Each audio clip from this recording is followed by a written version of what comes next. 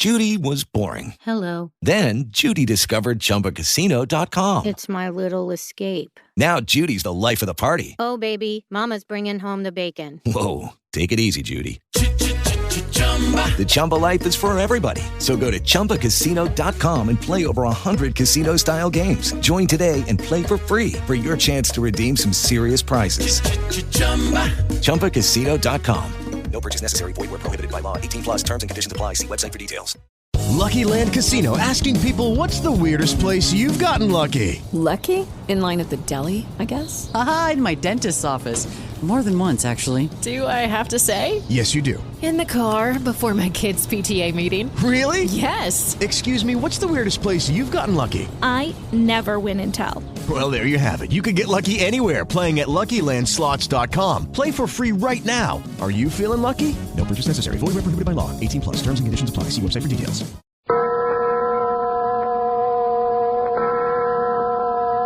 Adventures by Morse. Carlton E. Morse presents Dead Men Prowl, featuring Captain Friday. If you like high adventure, come with me. If you like the stealth of intrigue, come with me. If you like blood and thunder, come with me.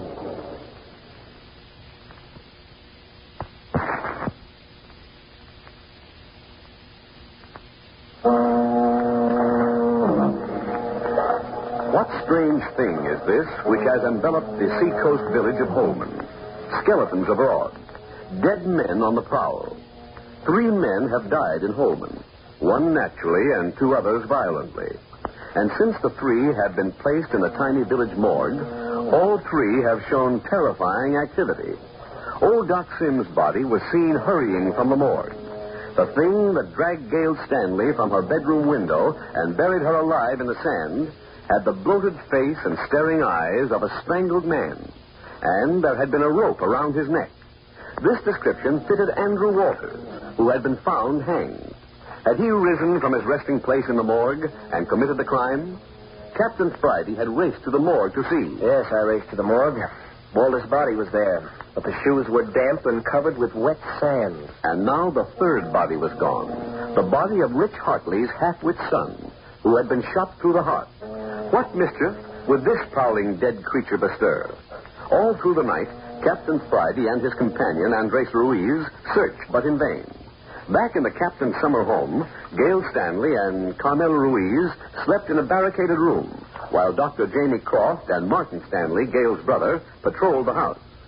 Morning dawned, and with the light, Captain Friday and Andres returned. Outside the house, the captain paused. Look here, Andres. These footprints? These are the footprints left by whoever buried Miss Stanley alive. Santa Maria. Yeah, these are the ones, all right. What is this you say? I said those are Andrew Walters' footprints, all right. Couldn't miss. Look at the impression of the heel. Measure's right, too. You think that... I'm not thinking anything. I'm just stating a fact. Come on in the house. I need coffee. Oh, senor, I think what I need most is sleep. No sleep for me. I'll knock some of that sand off your feet.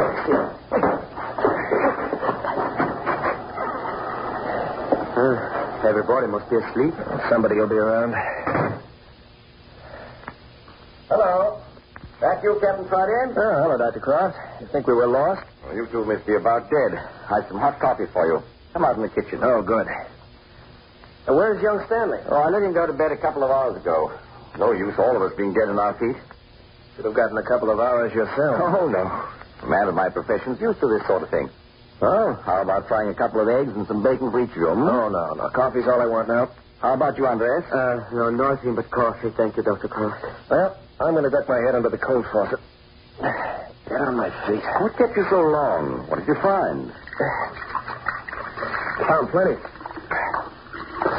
I'll give you the whole dope. That. Yeah. Oh, feels good. Want to try it, Andres?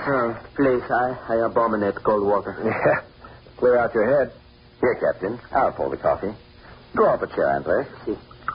Well, in the first place, Doctor, And when I tell you it's a doggone shame that you're not getting the rest you expected. Forget it, Captain. When I asked you over here, As a matter of fact, old chap, you didn't ask me. If I remember correctly, I practically begged you to bring me. Insisted. I wouldn't take no for an answer. Yeah, but I know you wanted to come. You needed the rest. Oh, well, this excitement will probably do me more good than the rest. Come now. What did you find at the morgue? Doctor, I don't know what to think. Andrew Walter's body was gone, then? No, it wasn't. No? Well, it was there, all right, but there was wet sand on his shoes. Mm-hmm. But my uncle, he is dead. I saw him myself. Nevertheless, the tracks out there in the sand were made by Andy Walter's shoes. No doubt, I suppose. Not a bit. Old boy got up, pulled off his little stunt, and returned to his resting place in the morgue. Oh, that's silly. Yes, it does sound far-fetched. Things like this do not happen where I come from. Well, I can assure you, my young friend, they don't happen here in California very often. But, see here, Captain, what was it that kept you out until dawn? Now the body of Rich Hartley's half-wit boy is gone. What? Yeah. Swell, huh? You don't suppose he got up and walked off, do you? No, I don't. That isn't all of our story either, Doctor. Still more? Yeah. On our way to the morgue, we found the body of Doc Sims. Oh, see here now. In what condition? It's queer. We found him lying in the same position as we picked him up on the beach. Sort of sprawled, you know, on his face. Mm-hmm. It gives me the shivers. What did you do with him? Well, he was dead, so we carried him back to the morgue. Naturally. Say, Doctor, I think it would be a good idea for you to go over sometime this morning and have a look at him. Yes, I think so, too, but aren't you rather optimistic? What do you mean? Well, he means if he walk away once, what is to prevent him from doing it again? Huh? Exactly. Or maybe we should have had him handcuffed to the slab. What kind of a case is this, anyway? I'm used to having a dead body stay where I put it. Well, I'll run over. I doubt if even the hardiest dead body will have the audacity to go prowling about in daylight. Well, I hope you're amused. Quite. Hey, listen, Doctor. Did you ever hear of anything like this mess before? You mean dead men walking? Yeah. Why, yes, I have, Captain. There are a number of records. Records of dead men walking? I cannot believe it. I personally know the case. Uh-oh. One of the girls must be awake. I heard a movement in the back of the house. Have they slept all night? Soundly. Drink your coffee. I'll be right back. Oh, Senor Friday. It is great relief that it is daylight. I tell you what, Andres. When you finish your coffee, go in and catch 3 or 4 hours sleep. The doctor and I will keep Carmel under our eyes all the time. Oh, please. How can I ever thank you? Oh, forget it. You know, this cousin of mine, she is more dear to me. Both girls are awake. And Miss Stanley insists that she's able to get up. That's something. I was afraid we were going to have a sick girl on our hands. Miss Stanley has a marvelous stamina. By the way, I should advise making light of her experience. Okay, Doctor. But see here. You started to tell us of a personal experience. Oh, yes. Well, there was a chap over in San Francisco who was pronounced dead. He was attended for his illness by a reputable physician and seemed no doubt at all. The body was sent to an undertaking parlor, and all funeral arrangements were made when he suddenly got up and started wandering around the place, frightening the attendants. The matter, of course, was hushed up. You mean he went on living? No. He never actually knew what happened. His mind was dazed. He died naturally a few hours later. What you doctors don't get mixed up with. Then there's the hypnotic state, which is practiced in India. You've read of mystics being hypnotized and allowing themselves to be buried alive. When they're in that state, all bodily functions are suspended. No physician in the world could be certain whether they are living or dead. Yeah, I've seen some of that in French Indochina. The human body is a curious instrument and is capable of playing strange and gruesome pranks on its owner. Doctor, what you say makes me wish never to die. Yeah, but look here, Doctor. Natural death is one thing, violent death quite another. You don't mean to say anything like this could happen to a person who'd been hanged or shot? You're quite right, Captain. From a medical standpoint, it's quite impossible for such a thing to happen. And yet? And this skeleton which Carmel and I have seen? I don't understand that at all, Andres. Skeletons, after all, are something used to frighten children. There's no sense in even considering your skeleton. But we have seen it. I don't doubt your word. You say you saw it, and I believe you did. At least you saw something you took for a skeleton. We've got to take it into consideration, Doctor. It fits into this puzzle somewhere. First, Carmel and Andres see the skeleton on the beach. And then we find Doc Sims dead on the beach. Then we find Rich Hartley's boy murdered in the morgue. After that, Andrew Walters hanged. It's unnatural. They're all hooked up together somehow. But see here, Captain. Do you think there's anything to this idea? Doc Sims and Andrew Walters were enemies. They were the two rich men in the village. You mean somebody bumped off the two rich men out of spite? Yes, but where does Rich Hartley's half-wit son come in? Maybe there's an excuse for two rich men, but why drag in a poor, foolish half-wit? Haven't the slightest idea. And then there's this business of enticing Gale and Martin Stanley here. Summoned to the funeral of their uncle, Doc Sims, before he was dead. Now, who did that? And that's another queer angle, Captain. How does it happen that each of the two rich men have two heirs on the scene at the time or shortly after their deaths? Uh-huh. Andrew Walters' heirs being Andres here and his cousin Carmel, and Gale and Martin Stanley representing Doc Sims. Here come the girls. Oh. Carmel, I'm perfectly all right. You still must be careful. Oh, well, good morning. Are you feeling tip-top, Miss Stanley? Almost. A little shaky, but otherwise. Here, you better sit down. A strong cup of coffee would put you into shape.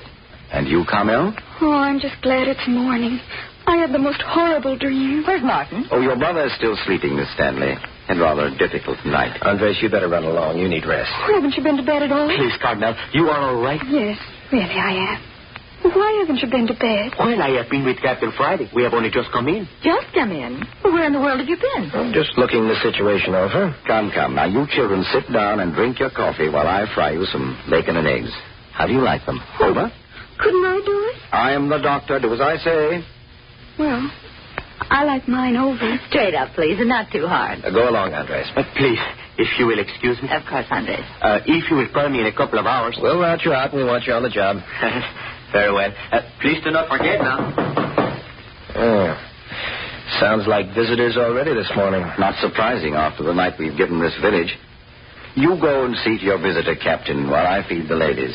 I have a hunch it's Rich Hartley. Oh, the father of the murdered boy, eh? Yeah. I'm not going to like this. It sounds like he meant business. What would you be doing if you had a son lying in the morgue this morning?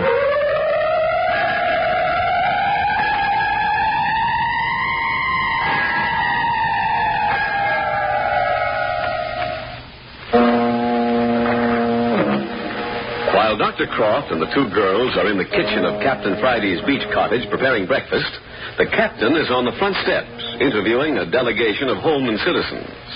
Dr. Croft is acting as chief cook and bottle washer and isn't making any too good a job of it. Well, there goes the eggs into the frying pan. There's one. There's two. Two pieces. Oh, Doctor, your toast is dirty. Oh, my eyes. Oh, and look at the bacon. Oh, I say, Carmel, let me handle that toast. May I help too? No, you sit quiet. You're our invalid for the morning. Oh, dear. Well, how's the toast? I can scrape it. Well, the bacon will do. Eggs are coming along nicely. Here, Carmel, hand me those plates. I'll hold them while you take up the bacon and eggs. That's an idea. There. That's already good. Now, these are for Miss Stanley, and this is for you. Just the smell makes me feel like a new person. All right. Now, you two sit there and eat and answer some questions. Answer them. Well, I'm full of questions myself. No, it's important that we get a few details straight at once, if you don't mind. Of course not.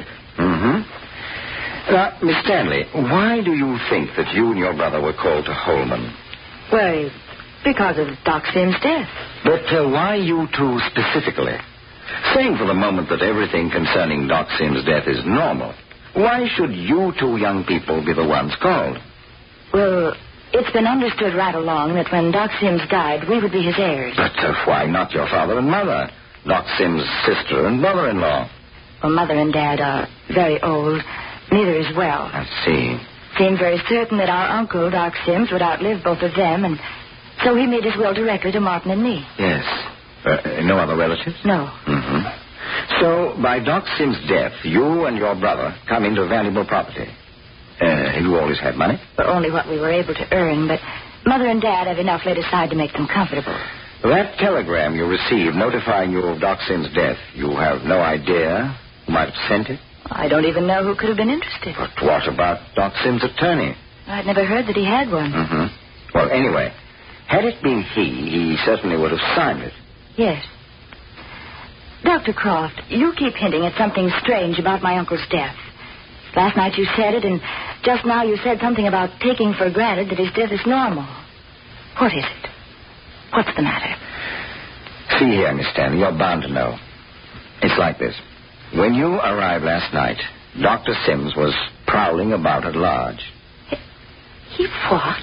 You see, Captain Friday and I had taken him to the morgue and... Well, he got up and left. Oh, how terrible. Yes, it was highly embarrassing. But, well, where is he now? Well, this morning he's back in the morgue. Well, is he dead? So Captain Friday believes. A little later, I'm going to investigate. And Carmel, did you know about... What about this? Yes. Oh, you poor child. No wonder you didn't want me to go near the window last night. You can see now that there is something very peculiar going on in Holman. Yes. And still more peculiar, Miss Stanley, are certain other facts. For instance, Andrew Walters, the uncle of Carmel and Andres, died a violent death last night. Oh. Yes. Did Carmel tell you that she, too, only arrived yesterday evening, 2 or 3 hours before you and your brother? Why, no. 2 tragedies in one night.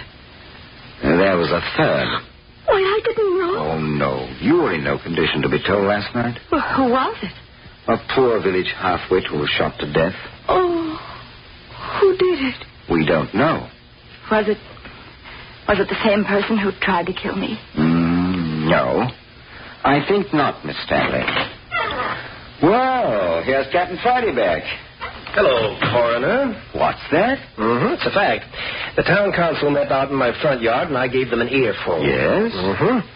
At my suggestion, they elected me special officer in charge of this case with the official title of constable. Oh, I say. They have more gumption than I suspected. And at my further suggestion, they elected you coroner for this special case. Jove, now. How the honors do fall. Coroner Jamie Croft. Look here. I suppose they'll be wanting an inquest next. Set for tomorrow. But, see here, I've got You better let them do as they like. When they get an idea, there's no changing them. How about the father of the half-wit? Oh, Rich Hartley? Yes, I saw him. He's pretty badly upset. Could he give any explanation? No, not a bit. The boy had a habit of roaming at night. They couldn't keep him in. Didn't try very hard, as there seemed very little danger. Too bad. I suppose the whole village is bursting with excitement. Never anything like it in Holman before. They're holding a town meeting. A what? Town meeting. Couldn't even wait for breakfast. Everybody's there. But see here, what's the object? Blow off a little steam, I guess. They'd probably send a written protest to the president against the new crime wave. Well, and say, while they're occupied, I think it'd be a swell time for us to take a look through Doc Sims' place. Walter's house, too, if we have time. We'll have a crowd trailing us everywhere if we don't give them the slip. Oh, quite, yes. Well, this will be a good time to look in at the morgue and see about Doc Sims. I don't know about you girls, though. But don't you think they should stay here? You agree with me, don't you, Captain, that there's no danger? Yeah, not in the daytime. Still, there should be at least one man to stay here with the girls. Well, I'm really not the least bit afraid. Please, you won't leave us all alone. Carmel, we'll leave your cousin Andres and Martin here. Oh, no, you won't. Why, Martin. Awake, huh? Yes, and I heard you planning to go through my uncle's house without either Gail or me present. Nothing doing. Yeah? Exactly. Why, Martin, what's gotten into you? You're not yourself. Listen, Gail, there's something darn funny going on here. You and I plump ourselves down into a mess that we don't know anything But, about. Martin, dear, we've got to trust someone. Surely you don't disbelieve Captain Friday and Dr. Croft. I don't know what I believed. Just the same, I'm not taking anybody on faith. If they're going over to Doc Sims' house, I'm going along. You're not sticking your neck out, are you, Stanley? I don't care. I know which side my bread's buttered on. Or I'm going to find out. Well, you want to leave your sister here alone? Remember, just a few hours ago, someone tried to bury her alive. Let her come along. Impossible. She isn't strong enough. She must remain quiet. What's the danger in plain daylight, anyway? Probably isn't any. We're simply not taking any chances, that's all. Then one of you stay here, and I'll go with the other. Look, fella, just who do you think is running this show? I'm going if either you or Dr. Croft go, and that's final. Please, isn't it all right if we stay here with Andres? If anything frightens us, we can call him. As a matter of fact, Captain, I'd be glad to remain, except that I feel I should have a look at Sims. Yes, I want you to, Doctor. Under the circumstances, I think I want young Stanley where I can keep an eye on him. Oh, you do? Yes, I do. You're going along right now. I haven't had breakfast yet. Well, you'll have to get it when we come back. We can't wait. The town meeting will be over if we don't hurry. Oh, all right. Well, then, let's get started. You got a key to my uncle's house? And, Carmel, be certain to awaken Andres if there is the least sign of trouble. Oh, yes, I promise. All right, Doctor, let's go. Coming. Remember, both of you, no chances. Don't worry about us, Dr. Croft. I'll be back shortly. Hey, Doctor, you want to stop at the morgue before we go to Doc Sim's house? Why not let me drop in at the morgue, and then I'll join you at the house? It's only a step. Okay. Here's the morgue key. Oh, come on, we can cut across the lot, save a lot of time. Place is certainly deserted. Where is the town hall? That white frame building over there. Uh-huh. Which is my uncle's house? The big dark one right up ahead. That other two-story one about half a block up the street on the other side is Andrew Walters' place. Who's he? Stanley, haven't you got this straight yet? Andrew Walters is Carmel and Andre's uncle. He was found hanged last night. Oh. Who did it? That Spanish chap, Andres? Who? What made you say that? Just wondered. Yeah? Well, let me ask you something. Did you have anything to do with the death of your uncle? What are you talking about? My question's just as good as yours. Well, here's where I turn for the morgue. Join you in a few minutes. Okay, Doctor. Come along, Stanley. Ever been in Holman before? No. Well, we'll go into your uncle's place the back way and leave the door open for Dr. Croft. Some house. Old Doc Sims had his own ideas about house construction. All right, in this way. Oh, careful. It's gloomy and the floors are bare. No windows at all on the first floor. Yes, well, that was his idea for protection against thieves. No windows on the first floor, and only a front and back door, both of which could be barred from the inside. What did he have that needed all that protection? You should know that better than I. You're one of his heirs. As far as I know, most of his estate's in property. Well, let's begin by examining the room where he spent most of his time. Cross between a study and a medical laboratory. Right down this hallway.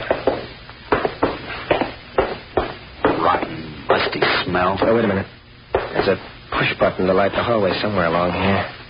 You seem to know this place pretty well. Oh, Doc Sims and I weren't on such bad terms. Oh, there it is. Now, I'll lead off. Mine know the way. All right, what are you looking for? As a matter of fact, I'm looking for two things. First, I want to find out if Sims left anything behind indicating that he anticipated his death. Oh. And second, I want to see his will. What's that got to do with you? Oh. Yep, here's the room. I said, what's my uncle's will got to do with you? Better stand still till I find the lights. Oh, here they are. There. Hog's nest. The room in which your uncle spent a good 3/4 of his life, Stanley. Smells foul. Dirt, no ventilation. Never mind. Say, look here, Stanley. Have you a copy of Sim's will? No. Is your sister? No. You know whether there's a copy in this house? Why... Oh, there is one here, huh? Where? I didn't say there was. I'll just take it for granted there is. Where is it? The will belongs to Gail and May. Not when there's murder concerned. Under the circumstances, the police get first look at the will. What do you want it for? Sometimes the man writes something into his will that... Oh, hello. What's the matter? Look there on the floor. Woman's handkerchief. Yeah, woman. Why, that belongs to... So look here, Stanley. We fooled long enough. Someone else has been here ahead of us. What for? Well, what do you think? Looking for your uncle's will, of course. If you know where it is, you better tell me. Whoever gets it first. My uncle wrote that there was a small safe behind the third panel on the east wall. Third panel on the east? Oh, that's right here. How are we going to get behind that panel? Run your thumbnail down the crease at the left edge of the panel. You know the combination of the safe? Uh-oh. Here they go. Yep. Here's the safe. Now what? Combinations 3, 8, 6, 9. Beginning at 0 and reversing the spin... Oh, look. Look, there he is. There he is. Go away. Hey, who turned out the lights? Stanley. Stanley. Doc Sims. Doc Sims, is that you, Doc? What are you doing here? Aren't you dead? But don't just stand there. Can't you speak, Doc? How's it I can see you in the dark? Don't come near. Don't. Stand back. I'm going to shoot. Oh.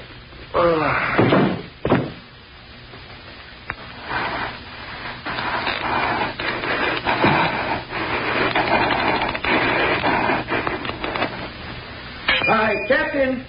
Captain Friday, where are you? Captain, Doc Sims' body is gone from the morgue. That's queer. They couldn't have left the house already. Clarkin. Hello? Oh, here's the door open. Well, there should be a light somewhere. Jove.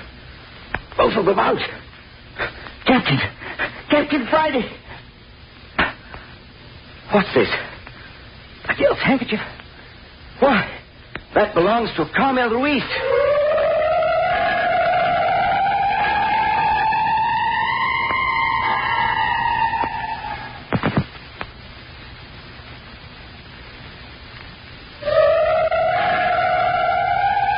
The bodies of Captain Friday and Martin Stanley lying together on the floor, and beside them, the handkerchief of Carmel Ruiz. And who was it who so quietly opened Doc Sim's safe after the attack on Captain Friday? Next week at this same hour comes the 5th episode of Dead Men Prowl, entitled The Walking Dead Captured. You are listening to Adventures by Morse.